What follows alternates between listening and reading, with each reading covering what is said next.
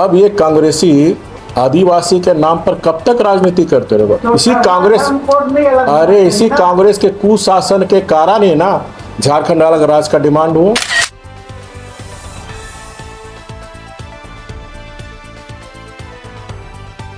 समाज में समानता लाना है तो महिलाओं को अपनी रक्षा के लिए अपने आप को मजबूत करना होगा, आर्थिक रूप से, शारीरिक रूप से और मानसिक रूप से। मैं सबसे पहले जो हमारा जनजाति समाज है, दलित समाज, जो आज़ादी के इतने वर्ष बीत जाने के बाद भी ये कांग्रेसियों के कारण आज भी उसको गुमराह किया जा रहा है, इधर उधर मुद्दा उठा, उसकी विकास का बात क्यों नहीं करते? अब जगह जगह आप दारू दुकान खोलेंगे आदिवासी क्षेत्र में, मैंने आप आदिवासी दारू पी के मस्त रहो, उसके बाद फिर टीएसी का बैठक में किसको मूर्ख बना रहा है सरकार? टीएसी बढ़ा के कैबिनेट में आप पहले निर्णय ले लियो कि सभी जगह हम दारू सस्ता भी कर दिया, पियो, पी के मस्त रहो गरीब लोग, आदिवासी लोग।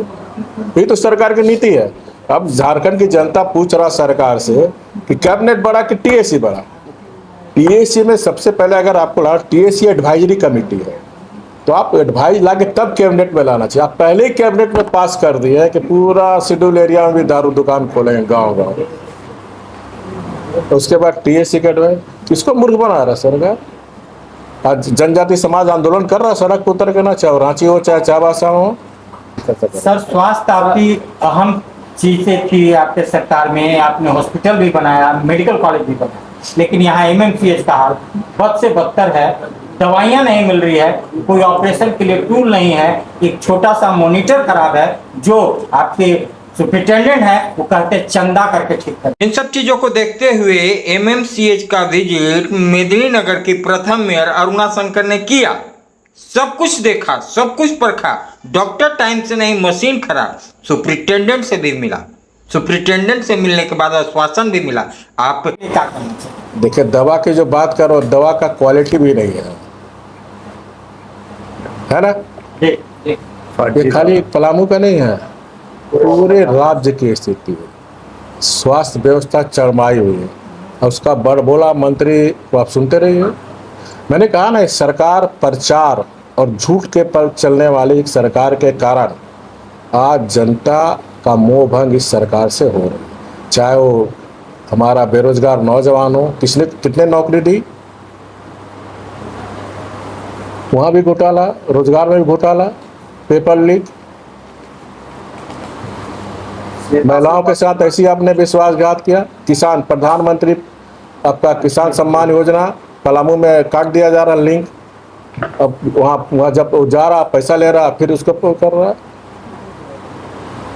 इसीलिए मैंने कहा ना, सरकार पूरी तरह भ्रष्ट सरकार है, एक सवाल और जिससे कारण जनता त्रस्त है।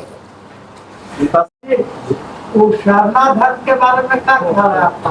अभी मांग कर रहा है इंडिया गठबंधन कि इसको अलग कॉलम करना दिया गया। नहीं, देखिए, उनका कहना है कि जाति जनगणना जो होगा तब हम होने देंगे, जब अब तक आप लोग सरना धर्म कोड नहीं मानते। नहीं तो झारखंड की जनता पूछना चाहती है, और आप लोग से भी मेरा अनुरोध होगा, जब भी कांग्रेस प्रेस कॉन्फ्रेंस करे उससे पूछो 50 से 60 साल तक आपने इस देश में शासन किया। और आपको और याद दिला दूं, जब हमारे आदरणीय पीवी नरसिंहा राव जी प्रधानमंत्री थे, हमारे बीजेपी के एक सांसद ने लोकसभा में प्रश्न पूछा था, कांग्रेस की सरकार का उत्तर था कि जाति जनगणना संभव नहीं। तो दोहरा चरित्र कांग्रेस का क्यों? आदिवासी के नाम पर अब राजनीति खेलना बंद करो, क्योंकि कांग्रेस पूरे देश से जनाधार खत्म होते जा रहा है। तो अब ये कांग्रेसी आदिवासी के नाम पर कब तक राजनीति करते रहोगे? इसी कांग्रेस के कुशासन के कारण ही ना झारखंड अलग राज्य का डिमांड हुआ। अगर कांग्रेस अच्छी शासन दिया होता तो झारखंड अलग राज्य अपना क्यों होता? कांग्रेस के कारण। जब केंद्र की सरकार नरसिंह राव सिंह की सरकार ने स्पष्ट लोकसभा में, जो देश की सबसे बड़ी पंचायत है, उसमें कह चुके हैं कि संभव नहीं है, तो आपकी अपनी सरकार थी तो आपने क्यों नहीं दिया? और फिर लोगों को भ्रम फैलाने के लिए अपने आदिवासी को फिर राजनीति का टूल बना रहे हो। उसकी विकास का बात करो ना। जो आप 5.25 साल में आज मेरा आदिवासी समाज और पिछड़ा हो रहा, और गरीब हो रहा। सर, राजभवन की सारी सुख सुविधाओं को छोड़ करके आपने झारखंड में वापसी की है। कहीं भाजपा अगला प्रदेश अध्यक्ष आपको मनोनीत तो नहीं कर रहा है?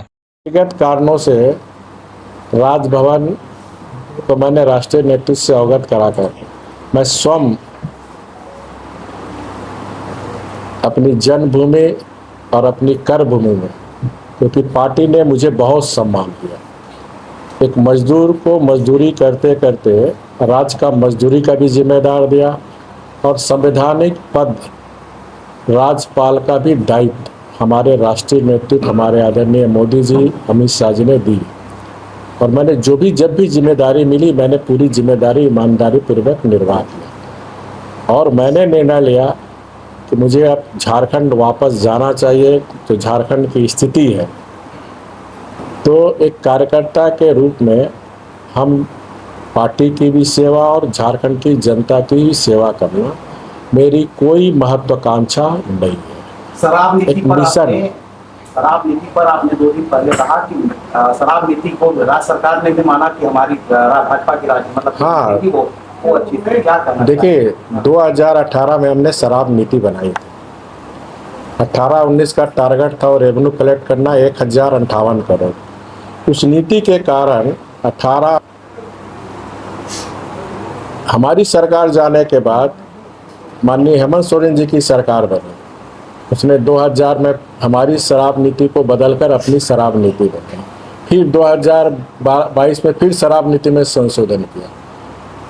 और इस छत्तीसगढ़ की जो शराब नीति है, उसी को कॉपी करके झारखंड में भी शराब नीति बनाई गई। और आपको ये भी याद होगा कि 2022 में माननीय मुख्यमंत्री अपने सत्तारूढ़ दल के विधायक, गठबंधन के मंत्री विधायक को सीएम हाउस बुलाकर छत्तीसगढ़ मेफेयर होटल में भेजने का काम किया था 22 अगस्त में।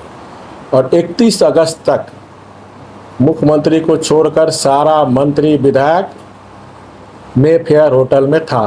पूरा लोडिंग फोडिंग्स का खर्चा झारखंड की जनता पूछता है, क्या बघेल सरकार ने पेमेंट किया कि उस शराब माफिया जो भी जेल में है, डेबरा, जो वहाँ के नगर पालिका के आपके चेयरमैन के भाई जो शराब माफिया है, या फिर झारखंड सरकार दिया?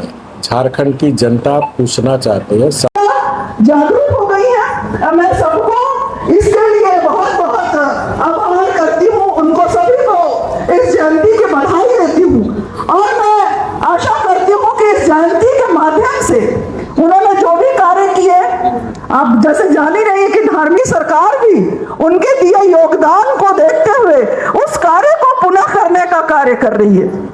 तो ये हम सबके लिए अपनी संस्कृति का है, इसके लिए हम अपने केंद्र की सरकार को बहुत बहुत धन्यवाद देते हैं। और मैं यहाँ उपस्थित सभी बहनों से भी कहना चाहूंगी कि आज हम जितने भी गाथाएं सुनते हैं, चाहे रानी अहल्याबाई होलकर की, रानी दुर्गावती की, रानी लक्ष्मीबाई की, तो आज जयंती को मनाने के पीछे मुझे लगता है कि हम सबको भी यह संकल्प लेना चाहिए कि हमने अपने जगह पे सावित्रीबाई फुले, आज यहाँ पर मैं कहना चाहूंगी कि हमारे डाल्टनगंज में बहुत सिनेमा में पिक्चर भी चल रही है, सारे बच्चे बच्चियां उसको देखकर शिक्षा ग्रहण कर रही हैं और